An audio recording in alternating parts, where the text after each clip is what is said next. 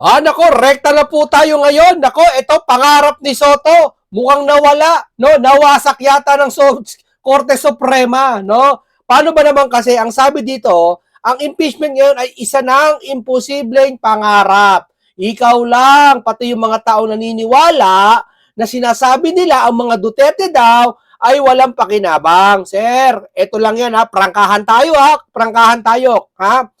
Si Duterte, may maling mga pamamaraan siya nagagawa. Handaan mo. Pero, dahil ako hindi ako pabor sa ginagawa ni Duterte. Pero, dahil sa mga, hindi niya makaalyado, yung mga katulad ng mga pinklawan, na mga may possible na tumakbong presidente, mas gugustuhin ko na mga Duterte kaysa sa kanila at kaysa sa inyo. Alam niyo bakit? Dahil si Duterte may matapang at ipagtatanggol ang mga Pilipino. Oo, sige, mali yung paraan niyang ginagawa doon sa allegedly EGK. Ha? Pero, alam niyo ba, sabi ko nga darating ang araw, kayo mga nanay, ha? May isip nyo, ha? Ang anak ko, ha? Nag-iisa, college graduate, nursing, dalaga, umalis ng bahay, tapos hindi na umuwi. Di ba? Maiisip mo ha? Bakit? Tapos mababaltaan mo kinabukasan doon sa ilalim ng tulay. Anong ginawa? Ng Addictus Benedictus, anong ginawa? Ayun, pinagsamantalahan. Nang dahil saan? Addictus Benedictus. Di ba? Tapos, anong gagawin ng ano natin? Ikukulong. Tapos mababaltaan mo ilang taon makakalaya. Di ba? Yung anak mo, paano? Tapos may makikita mo sa internet ito ng post ngayon, ha? Ha? Bata pa yung babae. Dahil sa mga addict, anong ginawa? Pinagsamantalaan yung babae. Oh, tapos yung nanay, yung damit ng bata na hindi yung hinubad na bago hindi na hinugasan, may bahid pa ng mga pula-pula. Tinago daw niya, inaamoy-amoy niya, patawing namimiss niya anak niya. Napakasakit no sa isang ina. Ano maiisip mo? Ha? Galit. Anong solusyon sa galit? Wala akong makitang paraan kundi iboto mga Duterte para matapos tong mga to Di ho ba? Hindi sa akin lang ha.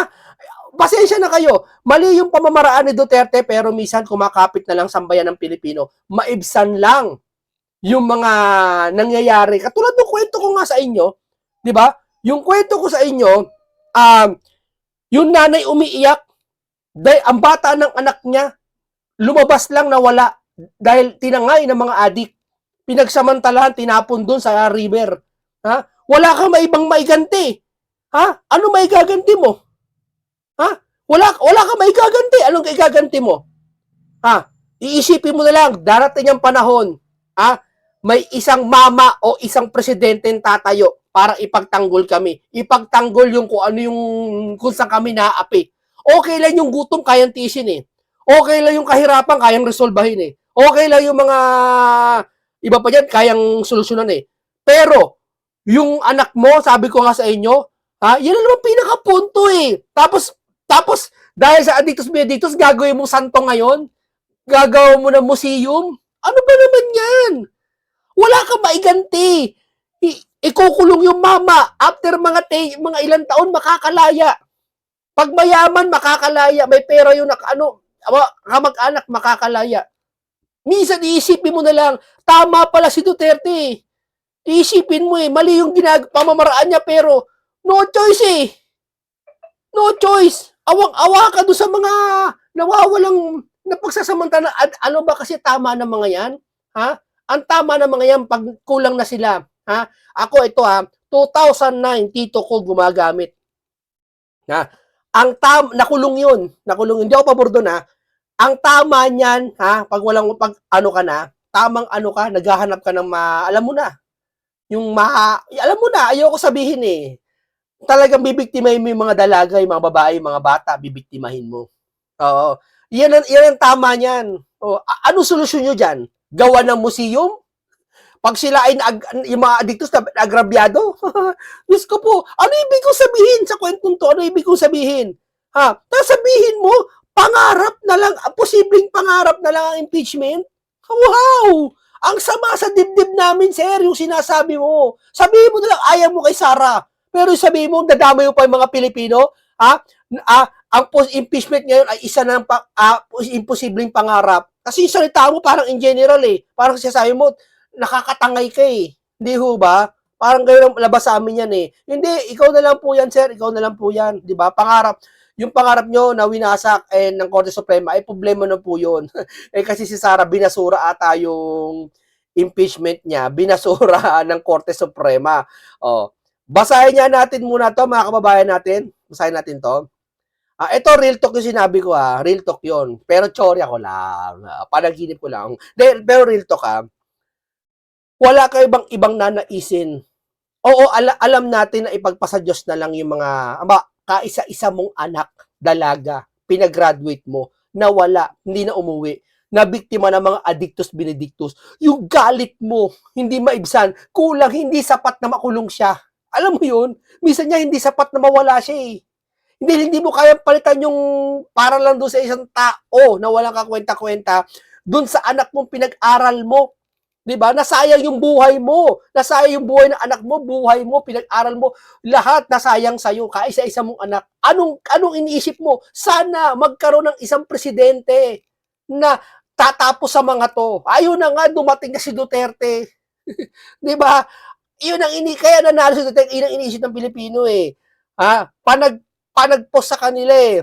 'Di ba? O ito si Sara. O, 'di ba? Kaya naman na-adapt na basta Duterte, ganito ginagawa. Hindi ko masama yung ginagawa nila. Hindi ako pabor doon. Pero minsan, hindi ako mas pabor sa tinutumba ni Duterte. Hindi ako pabor doon.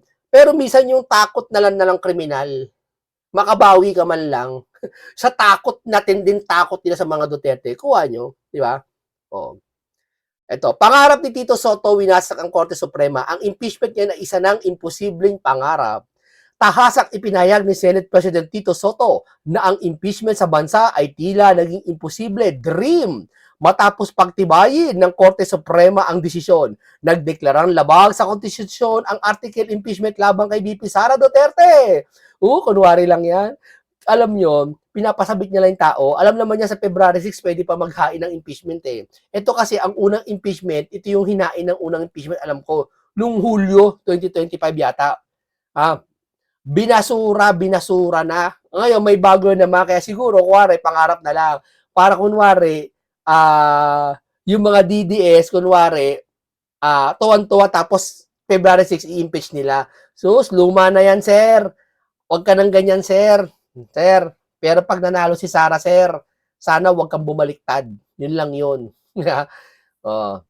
Napaka ito pa. Tito Soto, nalungkot. Desisyon ng Korte Suprema impeachment VP Sara. Akala kasi nila na mga pinklawan sa kanang iba pang kalaban ng mga Duterte, akala nila ang lahat ng sumusuporta sa Duterte at ang kalaban nila puro troll. Napaniwala sila na lahat ng Pilipino na ayaw sa kanila, akala nila troll army lang sa Facebook o sa social media. Hindi nila alam, tunay na mga tao ang nagagalit sa kanila. Di ba? Tunay lahat yun. Siguro iba troll. Pero lahat ng Pilipino, troll na ng lahat sa inyo. O palagay natin troll lahat ng Pilipino. Ano ba yung mga yun? Tao pa rin naman yun Nagko-computer pa naman yun. Sabi, galit talaga sa inyo.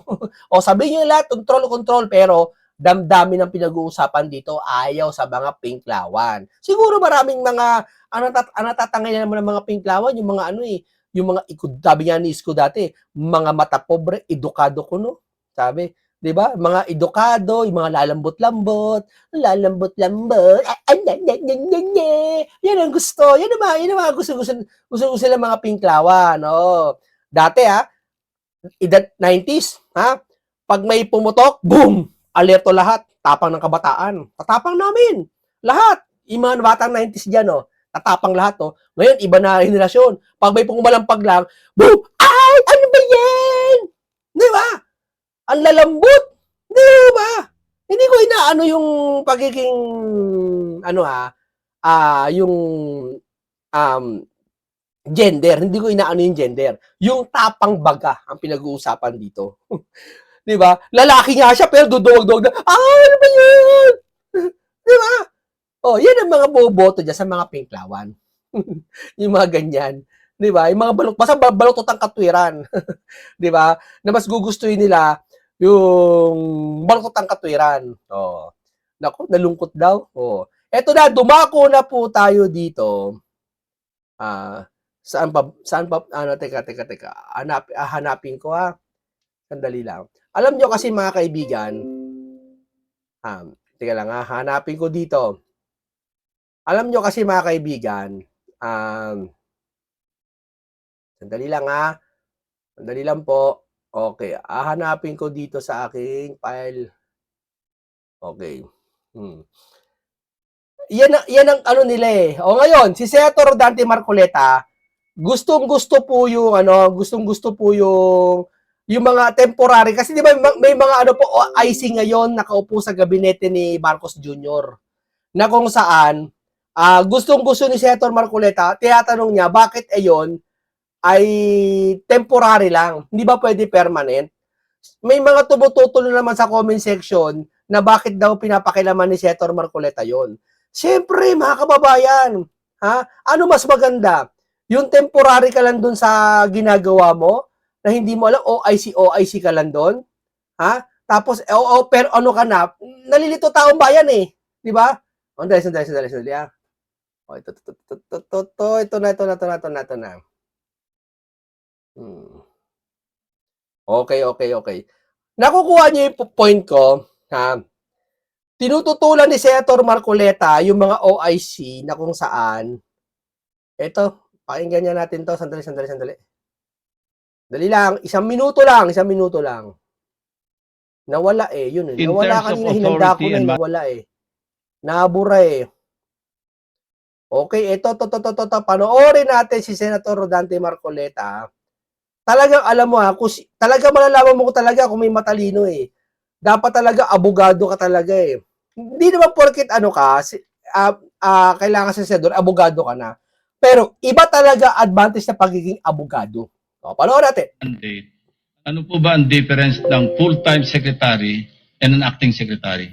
O, kaya yan tinatanong, ano po ba ang pinaka-diferensya ng full-time secretary at yung OIC secretary yata yun. Ano pinagkaiba nun? Malaki pinagkaiba nun, sir. Pareho lang po yung kanilang gawain. Parehas yung gawain. Pareho lang ang kanilang pananagutan, ngunit ang pinag-uusapan po yung pagiging official sana. Hindi magiging temporary, hindi acting sana para sa ganon ang kanilang gawain po sana ay palaging nakasalig po sa kagustuhan ng ating saligang batas. Kaya po, nangangamba po ang representasyon nito kung puro acting po, lalabas po silang overacting lahat pagdating ng araw, Mr. President. As far as I recall, an acting secretary may not appoint anyone in his cabinet. Di ba mas maganda pag sa cabinet formal yung pagkakaano? Ang hirap kasi sa Pilipinas ganyan eh. Dapat formal natin gawin para yung tingin sa atin kasi itong Pilipinas po to sa pagiging gobyerno natin, pag ginugobyernohan nyo, kami yung mga taxpayer eh. Kami yung mga nakikinabang sa kaya kayo nakaupo. Pero hindi lang yan. Tayo, yung ekonomiya, umiikot, lahat ng foreign relation natin, sa mga OFW, lahat sama-sama na sa ibang bansa din. Makikita tayo ng ibang bansa, yung mga investor, makikita, ayos pala ng Pilipinas eh. Isa sa mga dahilan din ng damage yan na, temporary pala yung mga OIC. Paano magkakatiwala sa yung tao? Di ba? Parang ganito dati. Yung pinuntahan ko isang department sa City Hall. Kinausap ko yung hepe. Nakikiusap ako dun sa papeles na kulang ko. Ngayon sabi niya sa akin, sir, OIC lang ako dito, temporary lang ako dito eh. Ganun. Baka babalik kasi ako after 3 months eh. Hindi sir, baka wala na ako, baka hindi na ako dito, baka iba na akong department. Kuha nyo. Yung nasa department nyo na, ganun ba? Paano yan? Sir, hindi ko alam sir kasi isa-shuffle kami. Di ba, kalokohan? Yung serbisyo nyo para sa amin, tapos after 3 months, babalik ako para sa maganda yung serbisyo, tapos sasabihin mo na sa akin, OIC ka lang dyan. Tapos baka pagbalik mo wala ka na dyan. Wow! Di ba? Sa simpleng bagay na yun yan ang ibig sabihin. That's the way I recall it. Talagang magugulat ang mga 23 senador dito kay Senator Marcoleta talaga. Genius talaga yung utak ni Senator Marcoleta kumpara sa kanila eh. Marami magagaling din pero kumpara kay Marcoleta, sorry, Sorry, mas magaling si Marcoleta sa inyo. I don't think he is allowed to sign for a certain amount of budget or funds. That's why an ad interim appointment is important. That's how I recall it. I can stand corrected later on. I think that is correct, Your Honor, Mr. President. There is some kind of limitation when a secretary has been appointed in an acting capacity.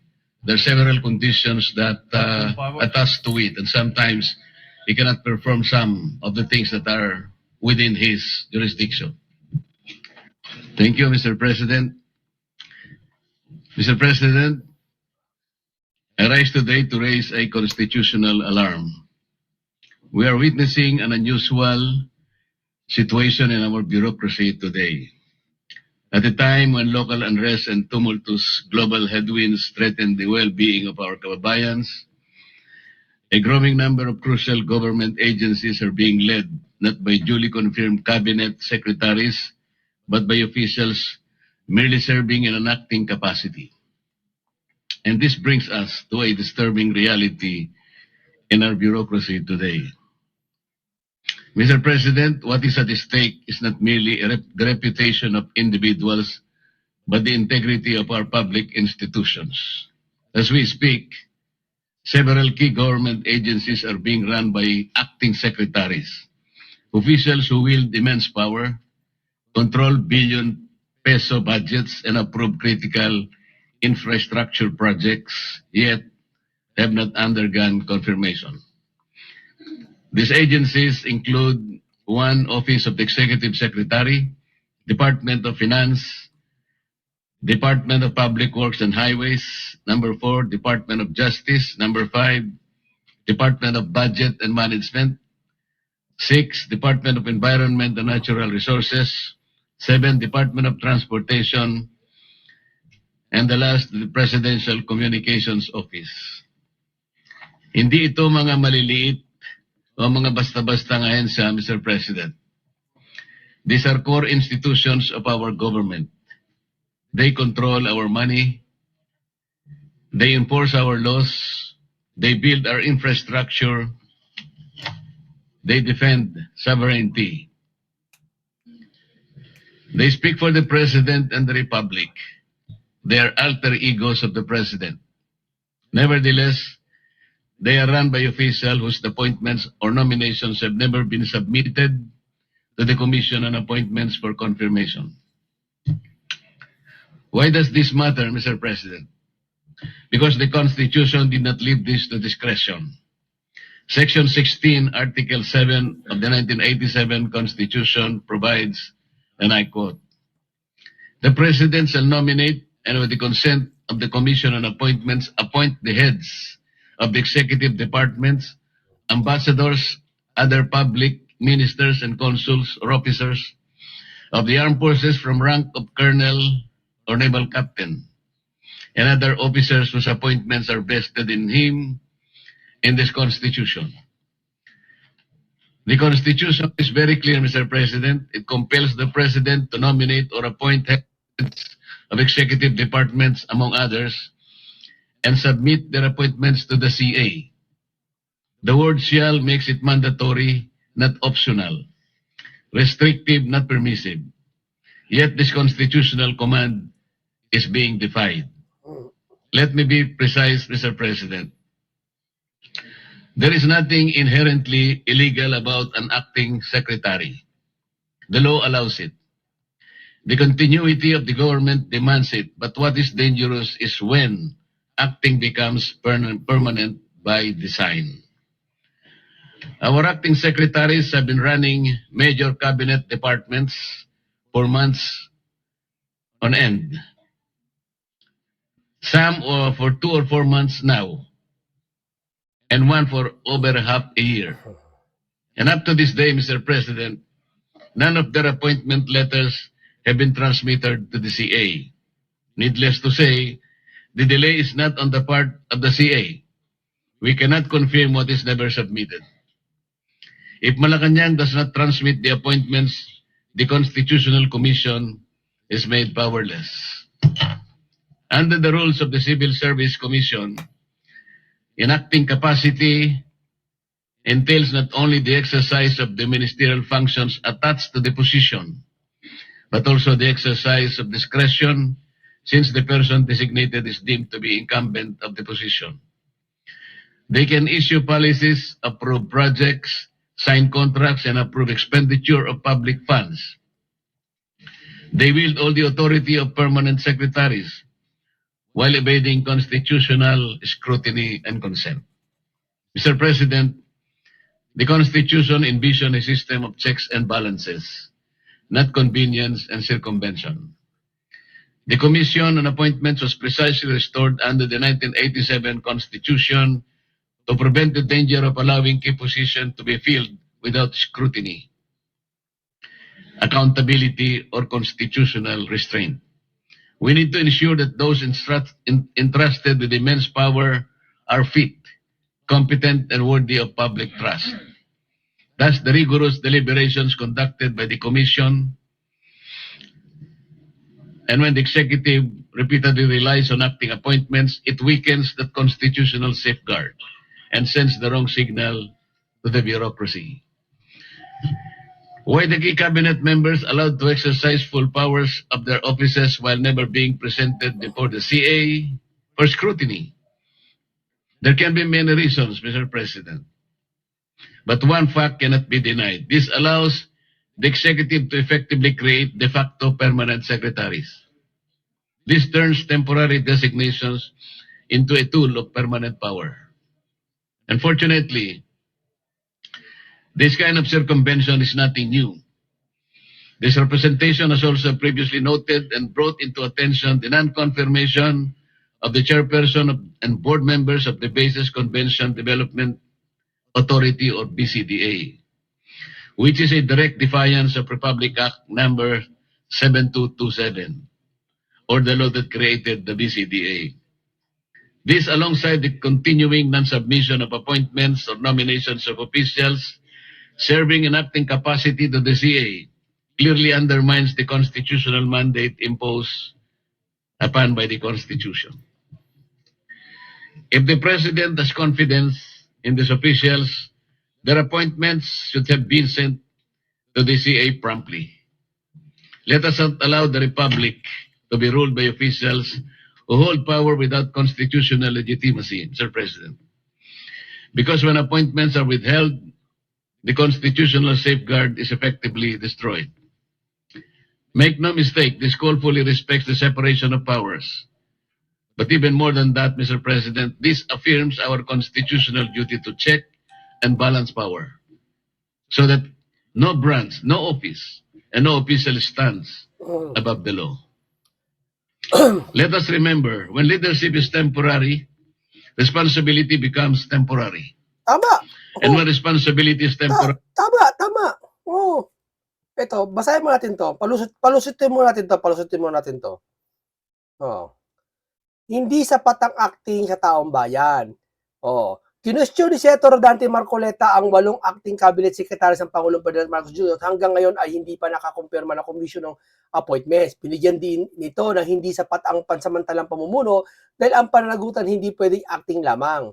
Paliwanag ni Senator ang isang pinunong acting lamang ay walang sapat na political will o pangmatagalang obligasyon na ayusin ang mga sistemang bulok sa loob ng kanilang ahensya dahil alam nila na maaari silang palitan anumang oras.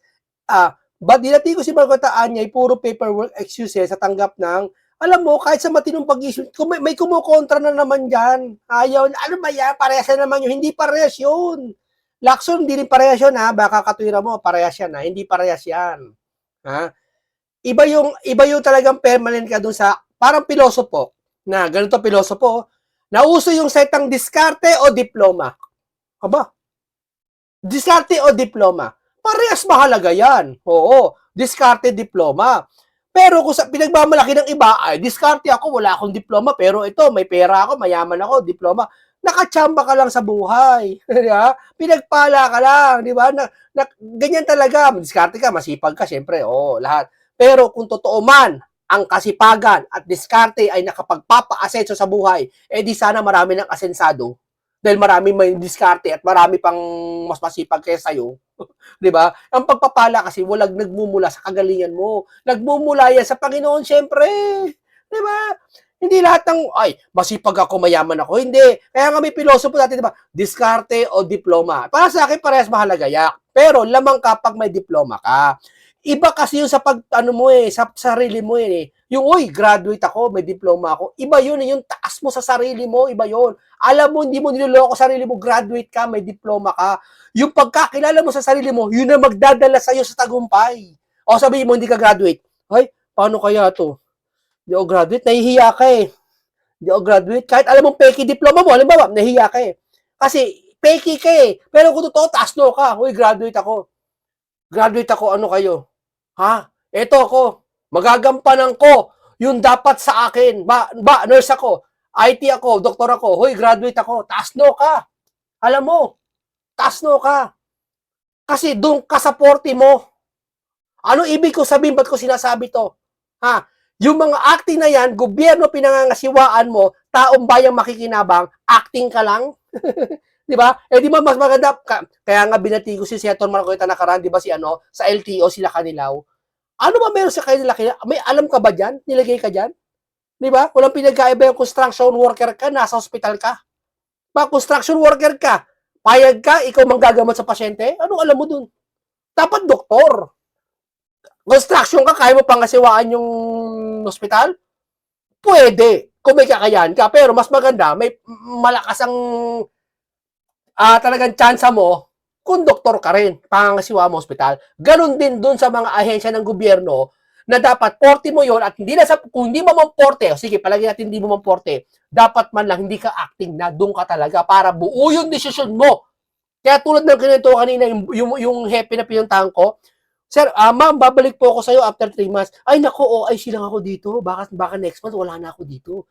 Baka ilipat kami. Baka iba na dito. Baka may head na rito sa amin, hindi na acting. Hindi na ako OIC dito. Pansamantala lang ako dito. Baka hindi mo na maano yan. Hindi, babalik pa rin ako. Ikaw, bahala ka. Hindi, okay na. Pagbalik ko, iba na hepe. Hindi na acting, iba na, kausap ko. Lito na. Ay, wala. Ay, naku, hindi yan, sir. Hindi ganyan kami dati. Hindi, nakausap namin yung OIC. Papagalitan ka pa. Sir, iba ako, iba sa OIC. Kitam? Kitam yung desisyon? Hindi buo. Kasi niya, papalit-palit. Yung batas niya, minsan yung niya, iba sa batas ng permanent. Kuha nyo na. Kuha nyo na. Yan ang sasabi ko sa inyo. Corruption finds room to grow. We must not allow that, Mr. President. The people deserve more than paperwork. The people deserve more than excuses. The people deserve leadership that is permanent, accountable, and answerable. Sa huli, malinaw ang panawagan ng sambayan ng Pilipino. Hindi sapat ang pansamantalang pamumuno sa mga ensyang may hawak ng buhay, kabuhayan at... Tama. Kukontra kayo. Matapos ko mapaliwanag ni Senator Marcoleta, kukontra kayo. Sige nga, bago kayo kumontra, ipaliwanag nyo na mas maganda sa paliwanag ko at sa paliwanag ni Senator Marcoleta. Kaligtasan ng ating mga mamamayan. Ang pananagutan ay hindi maaaring acting lamang. Dapat ito'y ganap, malinaw at matatag. Nasanay kasi si Senator Marcoleta doon sa kanyang samahan, kung saan ang kanyang religion ay maayos, organized. Ang INC, organized yan. Yan, siguro, kung may inspire naman si Senator Marcoleta sa kanyang relihiyon. Dahil matino ang iglesia sa ganyang disiplina pagdating sa mga panunungkulan. Hindi yung parang lang, kung ano pa baga na lang gagawin. Pinamumunuan mo nito, taong bayan. Hindi sarili mo, sambahayan mo. Kundi mga Pilipino na umaasa sa'yo na dapat matibay, hindi OIC lang. Di ba? Tama. Okay sa ngayon, OIC, sige, temporary. Pero sa ngayon, dapat ano mo na yan. Ganyan ba ang leader? Sa panahon, sabi ko nga, sa panahon ng mga medieval, panahon ng mga Egyptian, wala akong ganyang kailang leader. Sapagkat sa likod ng bawat pansamantalang desisyon at iniiwasang pananagutan, naroroon ang sambayan ng patuloy na nagdurusa tumihiling ng buong pananagutan mula sa kanilang pamahalaan. Maraming salamat po, Mr. President. Majority Leader. Maganda yan.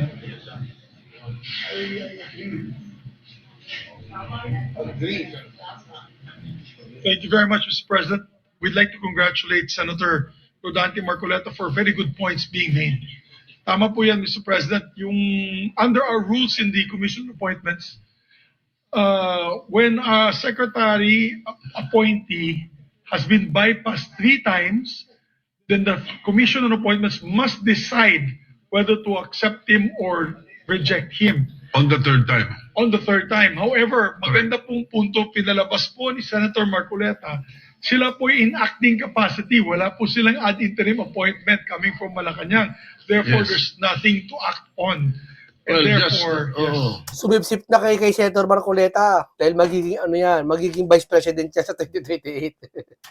let's place that on record. So Pag that, yan naging presidente, tapos si Sara buwaba sa year 2035 ba?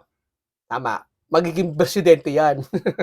if the public is watching, when a presidential appointee is appointed into a cabinet position, when Congress is not in session, it is called an interim appointment. yes. When a cabinet position or person is appointed into the cabinet, when Congress is in session, it is only in an acting capacity. Yes.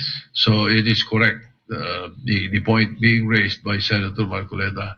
Yes. And I distinctly remember for a number of years, I would like to check how many years it was that Secretary Raul Gonzales was Secretary of Justice for forever. Ang hilig dito magkumpara sa ibang ang hilig niya nung panahon niya, ni ganito, ni ganyan na. Ang hilig niya magkwento na yung dati ano yun, yung na sinabi si Senator Marcoleta, di ba, na pumutok na dapat pag blue ribbon ka, kailangan abogado ka. Tapos kinumpara niya, kwento siya ulit, hindi, ako nga, may kakilala ko. Sabi nito ni School Bukol, may kakilala ko dati senador hindi naman, naging senate naman, hindi naman naging abogado Lagi siyang gano'n, kinukumpara niya yung nakaraan sa ngayon, na kahit alam na mas maganda naman talaga yung sinasabi ng tao ngayon.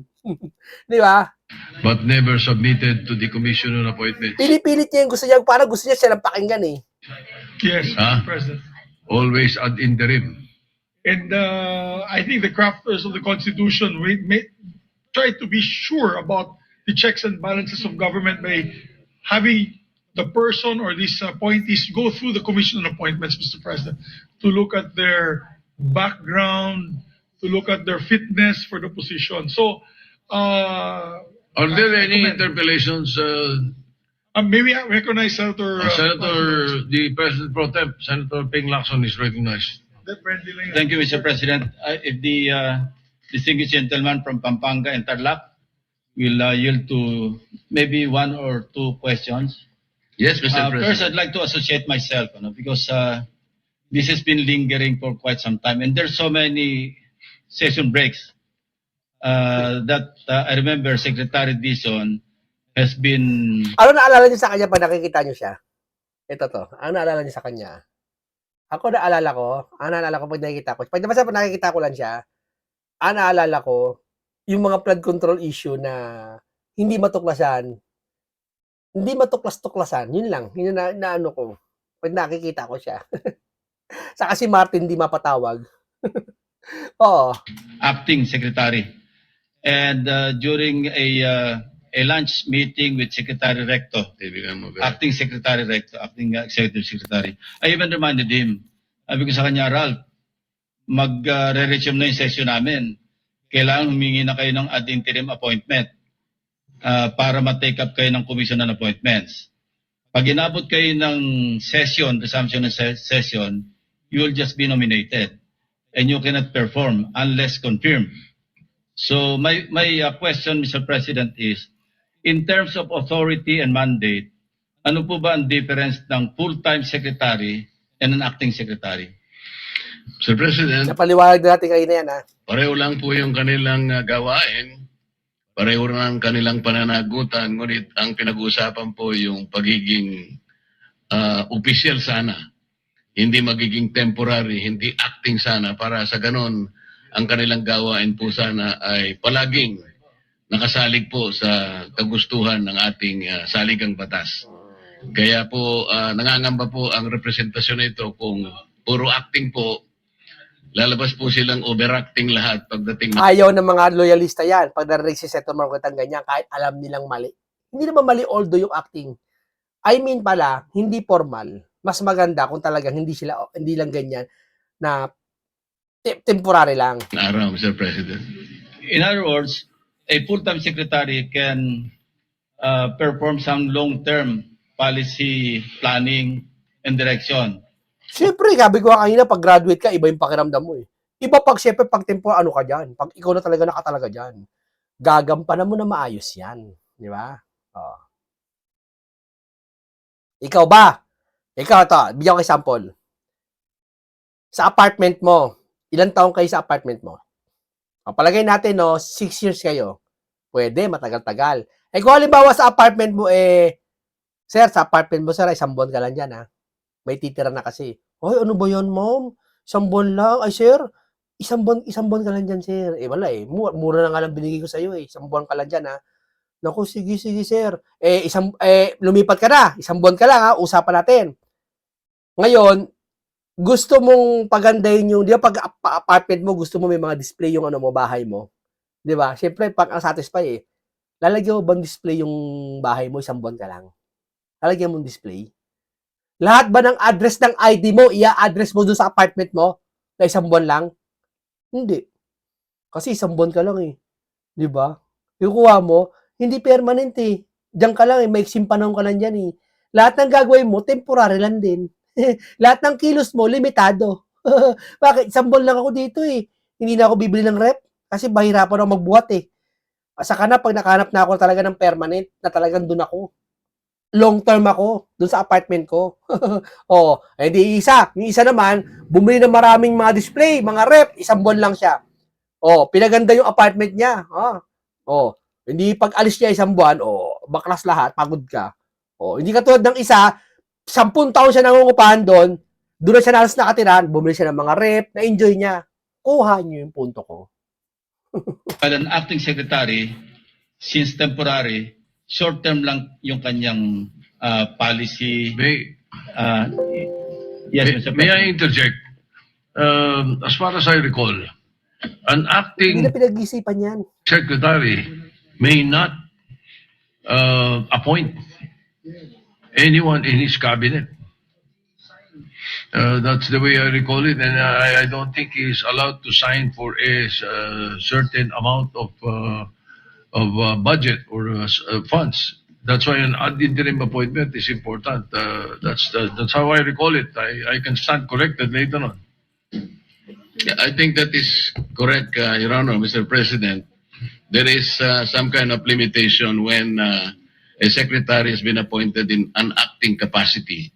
There are several conditions that attach to it, and sometimes he cannot perform some of the things that are within his jurisdiction.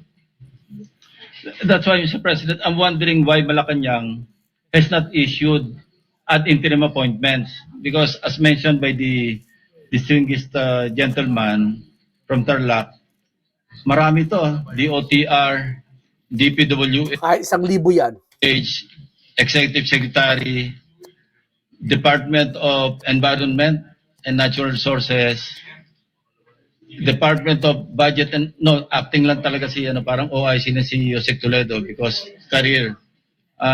Secretary of Finance, at least 7 PCO, at least 7 cabinet secretaries are in acting capacity.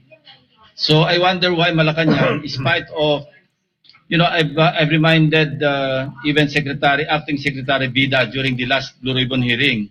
I approached him. You better remind Secretary Recto about our conversation that you should be given ad interim appointments because we'll be resuming session on Monday. I remember telling him that.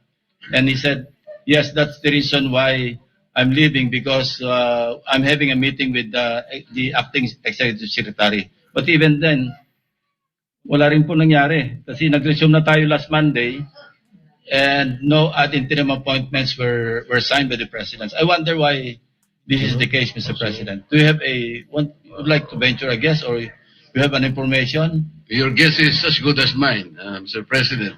The Anyway- graver problem is the CA cannot even act on its constitutional duty because they cannot be confirmed even if the President would like it to be so, because the CA cannot confirm a secretary who is in an acting capacity. CA can only confirm secretaries who are designated with an ad interim capacity, ad interim capacity. So we will be facing a dilemma, Mr. President, that whether Malacanang would submit their names, but these are all in acting capacity, I don't think the CA can act on them Abogado yata yan. because they are not in ad Being interim committed, capacity, yes. Mr. President. Based on a Supreme Ang Court hirap kausap pag abogado matalino, no? Lacson, abogado. Soto, abogado ako. Di ba? Ang hirap kausap, ano, no? Yan talaga. Nahihirapan kayo? decision, a cabinet official who is in an acting capacity may only serve for 1 year. There is a Supreme Court decision to that effect. And then what would happen with the circumvention if they are appointed again in an acting capacity and avoiding the commission on appointments. Now, may we know how many? I hate interpolating from the chair, no. But in as much as you are discussing it already, may we know how many cabinet officials are now Acting. in an acting capacity? 7 yata. As I mentioned, Mr. President, at least 8. 8? What about the DENR? Also, the DNR is included, Mr. President. I guess he will be the victim of the three-strike policy that the CA has Because he was already... bypassed twice. Nakadalawa na kasi, Mr. President. Yes, so he was bypassed twice. The second bypass was in December. All right. Now, was he appointed after No. that? He should have been appointed in ad interim capacity. So what if Before, there is no secretary of the DNR right now? Is that correct?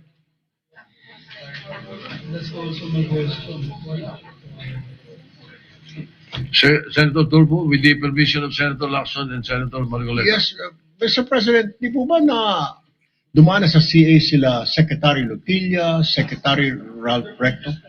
Ang previous, pero Ang tapang nito pag sa China, no? Tapang mo eh, no? Ah! Galit siya eh.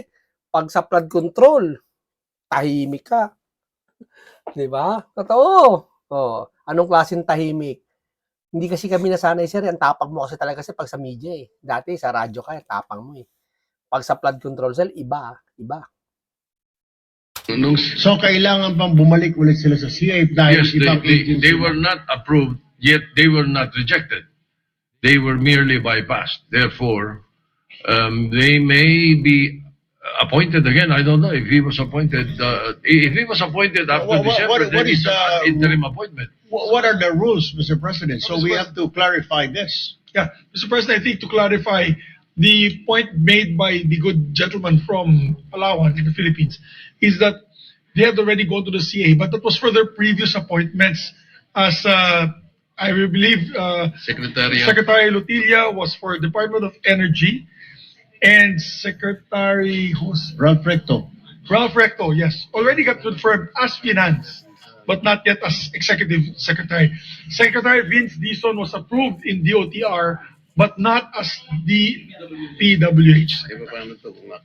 So that's the confusion. But if you are appointed to a new position, you have to come back. Precedence, I've Yes. seen it many times. They have to Correct. come back. Yeah. Correct. But in the case of Secretary Lotilla, if he was not appointed after December, he is not the Secretary of DENR. And if he was, then ad interim appointment siya because we were on break. Mr. President, must we inform the executive department regarding this matter? Baka sobrang dami pong ginagawa or busy. We have to inform them at least. Well, the Senate is invited tomorrow because of the EDCOM presentation, which is a very historical thing. But I am told that there is a LEDAC meeting on Tuesday. Tuesday? Hindi pa. February 10, matagal pa yun. So, we will try to bring it up tomorrow. Thank you, Mr. President. Okay, ganito lang po muna tayo mga kababayan natin, no? Ina-explain po ni Senator. Buti na lang ito, overall tayo. Buti na lang may Senator Rodante Marcoleta tayong nanalo sa Senado na kung saan nagkakaroon tayo ng mga Congress is not hindi natin na alam dati na pwede palang gawin to ngayon, di ba? Hindi yung mga lumang senador na paulit-ulit ang ginagawa na walang improve. Yeah. Dapat talaga may mga bago na katulad ni Senator Marcoleta na talaga may kakaibang mga gagawin, alam mo yun, na walang sariling interest na kaya niya gagawin to, kaya niya pabababain ng kuryente, bakit ba, para ba dahil sa manalo siya sa 2028 election? Hindi, para sa taong bayan. Kita nyo? Okay, ganito lang po ba tayo, paalam sa inyong lahat.